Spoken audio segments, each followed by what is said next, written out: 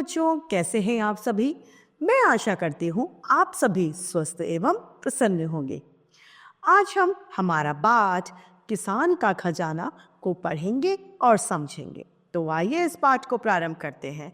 यह है हमारा पाठ 17, किसान का खजाना। एक बार की बात है कि एक सेठ व्यापार के सिलसिले में यानी व्यापार के किसी काम से दूसरे शहर में जा रहे थे कि बीच में रास्ता भूल जाते हैं। उन्हें प्यास लगती है। कुछ ही दूर पर उन्हें किसान की एक झोपड़ी दिखाई देती है। किसान का नाम था तेजा। सेठ वहां पर पहुंचते हैं और तेजा से कहा, भाई बहुत प्यास लगी है, पीने के लिए पानी मिलेगा क्या? तेजा ने हाथ जोड़कर कहा, भाई बटोही, मेरे खेत में हर तरफ मीठे तरबूज लगे हैं, कहीं से भी एक तोड़ लो और उसका पानी पी लो। किसान कहता है, हे राहगीर, मेरे खेत में हर जगह तरबूज लगे हैं, आप तोड़ के उसका पानी पी लीजिए। फिर देखो, प्यास तो क्या, भूख भी दुम दबाकर भाग जाएगी, यानी प्यास के साथ साथ आपकी भूख भी मिट जाएगी।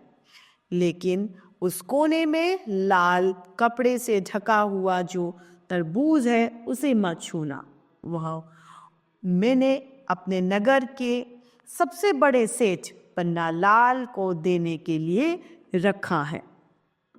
अब किसान कहता है, जो वह तरबूज है उसे मत छूइएगा, उसके अलावा आप किसी को भी छू लीजिए, मैं वह एक सेठ को देना चाहता हूँ। किसान के प्रेम भरे बोल सुनकर सेठ खुश हो जाता है। वह बोला, अगर मैं उसी को खाना चाहूँ तो? तेजा ने हाथ जोड़कर कहा, नहीं बटोही अर्थात राहगीर, वह तरबूज मैं तुम्हें नहीं दूंगा, वह तो मैंने सेठ को भेंट करने के लिए रखा है। सेठ भी अपनी बात पर अड़ गए। वे बोले, यदि मैं दूसरा न खाऊं तो? तेजा को गुस्सा आ गया। वह खींचकर बोला, न खाओ तो न सही। खींचकर यानी झुंझला कर बोलता है कि न खाओ तो न सही, लेकिन वो तरबूज मैं नहीं दूंगा। अपने लिए अपमान भरे शब्द सुनकर सेठ बोला, ठीक है, तुम्हारा कोई भी तरबूज मैं नहीं खाऊंगा। यह कहकर वो वहां से लौट जाता है। कुछ दिन बाद तेजा वही तरबूज लेकर शहर पहुंचता है। सेठ अपनी गद्दी पर बैठे थे। तेजा ने उन्हें फौरन पहचान लिया। फिर भी उसने सेठ के सामने तरबूज रखते हुए कहा, सेठ जी, तेजा की तुच्छ सी यानी छोटी सी भेंट को, तोहफे को आप स्वीकार कीजिए। सेठ ने भी उसे पहचान लिया था। वे बोहे सिकोड़ कर बोला, तेजा, अब अगर मैं तुम्हारी भेंट स्वीकार न करूं तो? इस पर तेजा ने बिना किसी डर से कहा कि तो सेठ जी वही खेत वाली बात। तेजा की बात सुनकर सेठ गुस्से में बोले, सोच समझकर बात करो तेजा, तुम जानते नहीं हो हम नगर के सबसे बड़े सेठ हैं। इस पर तेजा ने कहा, सेठ जी, हम भी तो राजा हैं।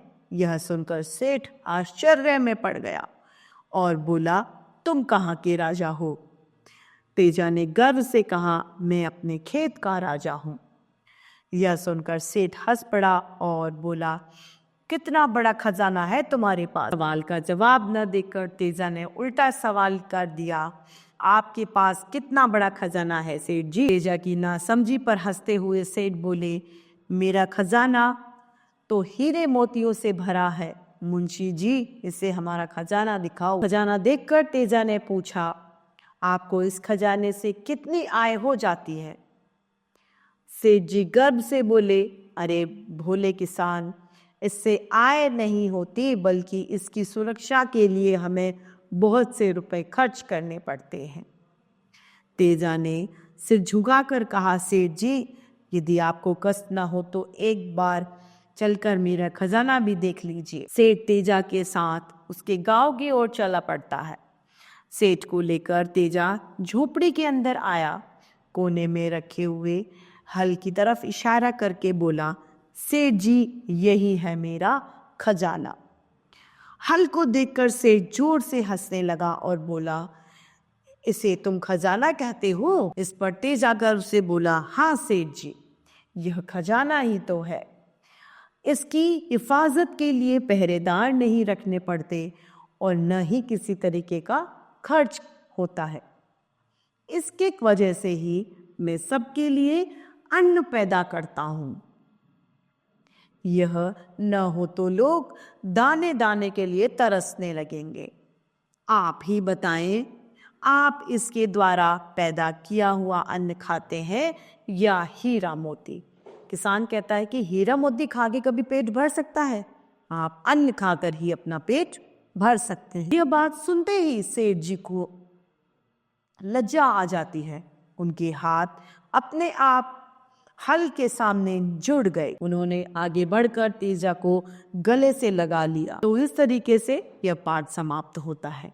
कभी भी अपने बड़े ओहदे या धन का घमंड नहीं करना चाहिए। सभी भी मनुष्य ही समझना चाहिए। सब प्रेम की भावना अपने मध्य सदैव जागृत रखनी चाहिए। अब शब्द ज्ञान, खजाना अर्थात धन कोश, सिलसिला यानी इसी का संबंधित क्रम, बटोही अर्थात राहगीर या यात्री, दुम दबाकर यानी डर से, फौरन अर्थात तुरंत, तुच्छ अर्थात छोटा, स्वीकार करना यानी अपनाना, आय अर्थात आमदनी, हिफाजत अर्थात सुरक्षा, गले लगाना यानी प्यार से मिलना, भौएं सिकोड़ना यानी नाराज होना। तो इस तरीके से हमारा यह पाठ समाप्त होता है। मैं आशा करती हूँ आप सभी लोगों को यह पाठ भली भांति रूप से समझ में आया होगा। आज के लिए इतना ही, फिर मिलते हैं। धन्यवाद।